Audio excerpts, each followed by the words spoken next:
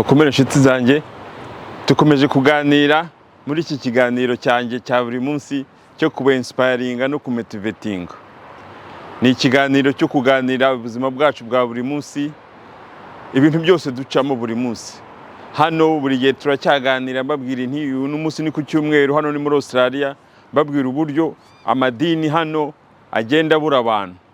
Amadini agenda abura abantu, abayoboke bagenda bagabanuka, abakristo baragenda bagabanuka.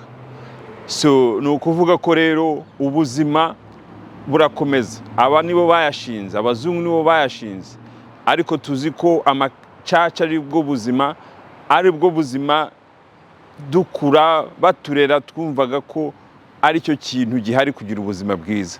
Ariko hano muri Australia yamaze kubona abantu bafite ubuzima bwiza, bafite akazi kabo, bafite ibyo bakora, ariko rero badahugira kujya gusenga ku cyumweru, se badahugira mu nsengero.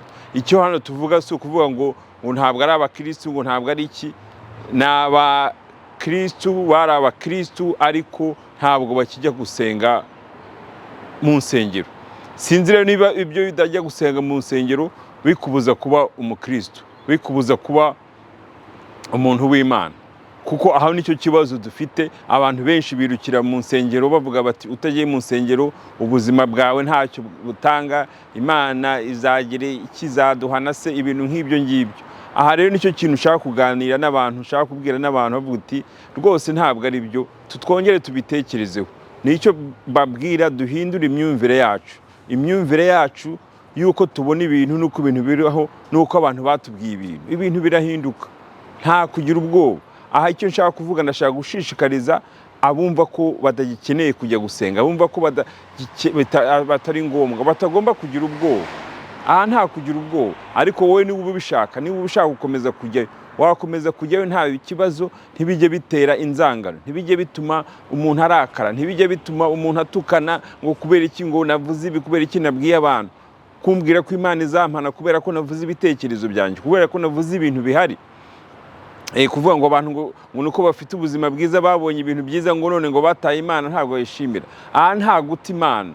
Guta Imana no kutajya mu misa no kutajya mu madini ni ikintu mugomba kumenya, ni ikintu mugomba gutandukanya. Ndagira ngo mubyumve, si ukubabwira ari ukubarwanya, si ukubabwira ari ni ukubabwira ukuri kundi, kugira ngo mukwemere namwe murebe koko uko ibyo bintu, uko bintu bimeze. Aya macaci yubatswe kera cyane, mu 1900, 1800 hano bari barayubatse. Ahantu hose, umujyi wose urahari, abantu barasengaga bakuzuramo, ariko ubu ntabo bari kugabanuka, umubare uri kugabanuka. Nicyo rero nibaza, kubera iki ari twe birabura muri Afrika amacaci turi kwirukiramo, ibintu nk'ibyo byabaye ari cyo kintu kigezweho, ubona abandi babireka.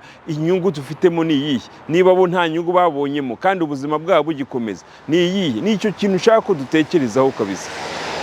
No guhindura imyumvire, si ukwirwana, si ukujya impaka, ni ukugira ngo mwumve imyumvire, muhindure imyumvire ko ubuzima bushobora gukomeza, amadini atariyo afite imbere. Kuba umukristo, hano abantu bakora ibintu byiza, ibintu bizima, nta wundi ujya mu misa. Hari abantu udashobora guhemukira umuntu ku mubiri we, urumva, ariko ntabwo ari abakristo, ntabwo baza mu misa.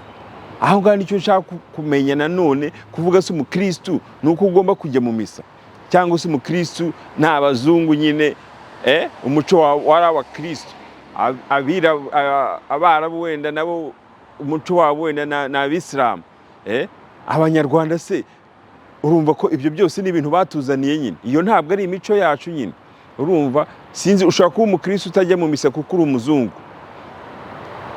ariko si uri umunyarwanda utajya mu misa, ngo uri umupagani. Ibyo se nibyo? Umupagani se ni iki?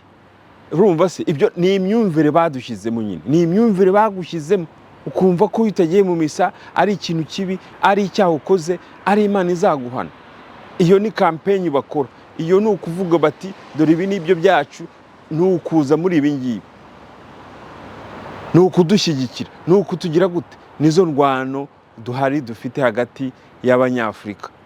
Bamwe ni abisilamu, bamwe ni abakristo, tuhora turwana, bahora badukurura hirya no hino kugira ngo tube abafana b'ayo madini. ibyo nta zindi nyungu zabo, nureba ku isi urasanga ari uko tumeze nyine. N'ibyo rero tubitekerezeho, duhaguruke twumve, duhindure imyumvire yacu ntabwo tubuza gukora ibyo dukora, birakomeza kuba ubuzima bwacu, ariko rero n'ibyo kugira ngo tuganire.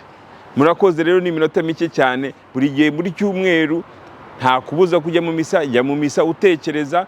N'ibyo rero mbabwira. Impamvu rero dutandukanye amadini ni ukuvuga uti mbabwira turi Imana. Imana iba muri wowe, Imana iba muri twese. Dini ryose waba ufite, uko waba umeze kose, ibitubaho bitubaho kimwe. Wasenga utasenga, ibintu byose bitubaho kimwe. Icyangombwa ni imyumvire, kuko iyo umenye ko Imana iba muri wowe, imyumvire yawe urahinduka, ubuzima bwawe burahinduka. Umuntu wese ugirira ubwoba, wowe wigirira ubwoba. Umuntu ugirira ikintu kibi, ntwongera kugira ikintu kibi, kuko kiba kikurimo. Kuko iyo ugiriye ikibi, nawe uba wigiriye ikibi, ukigiriye undi muntu. Uko ni uko ubuzima bumeze. Ikibi cyose kikugarukaho, icyiza cyose wakoze nacyo kikugarukaho. Ngaho mukomere, kandi mukomeze munkurikire kuri ma YouTube channel The Rubasha Family Podcast, no kuri my personal YouTube channel @ndizeye Rubasha. Mukomere kandi mugire umunsi mwiza.